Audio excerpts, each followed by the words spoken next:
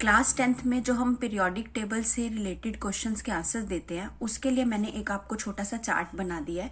इससे आपको बिल्कुल क्लियर हो जाएगी कि कौन सी चीज जब हम लेफ्ट टू राइट जाते हैं तो इंक्रीज होती है और अप टू डाउन आते हैं तो इंक्रीज या डिक्रीज होती है। बस उसी को देखकर हमने आंसर्स देने होते हैं इस टेबल से रिलेटेड क्वेश्चन के। तो पहला पॉइंट है हमारा वैलेंसी। देखिए यहाँ पर वैलेंसी जो है जब हम लेफ्ट टू राइट जा रहे हैं तो वो इंक्रीज हो रही है।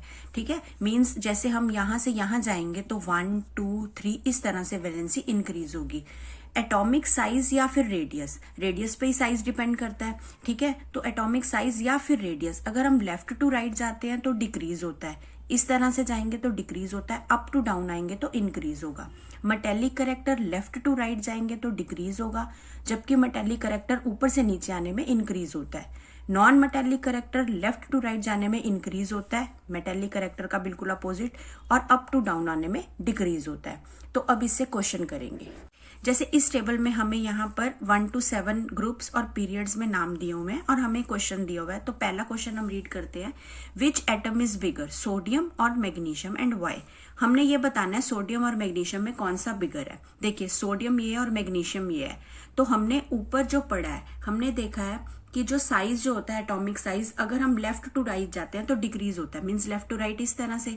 तो जब हम ऐसे जाएंगे तो मैग्नीशियम का जो साइज है वो सोडियम से डिक्रीज होगा। तो हमारा बिगर जो एटम है वो कौन सा आ जाएगा, सोडियम। तो इसका आंसर क्या आ जाएगा हमारे पास, सोडियम।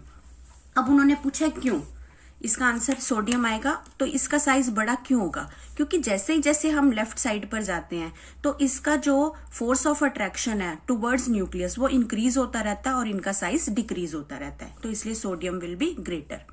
सेकेंड पार्ट में उन्होंने बोला identify most metallic and most non metallic element. अब मेटेलिक करेक्टर पहले हम देखते हैं। हमने यहाँ पर देखा है कि मेटेलिक करेक्टर जब हम लेफ्ट टू राइट जाते हैं तो डिक्रीज होता है, मीन्स अगर हम इस तरह से जाएंगे तो इसका सोडियम का सबसे ज्यादा होना चाहिए क्योंकि ये डिक्रीज होगा लेफ्ट टू राइट जाने में। तो इसका मतलब सोडियम जो है उसका मेटेलिक करेक्टर जो है वो सबसे ज्यादा होगा और नॉन मेटेलिक करेक्टर जो होता है वो लेफ्ट टू राइट जाने में इंक्रीज होता है। तो इसमें लेफ्ट टू राइट जाएंगे तो सबसे एंड में क्या आ रहा है, क्लोरीन। तो सबसे ज्यादा नॉन मेटेलिक करेक्टर किस में आएगा, क्लोरीन में। इस तरह से आप इस चार्ट की हेल्प से इनके आंसर्स दे सकते हैं।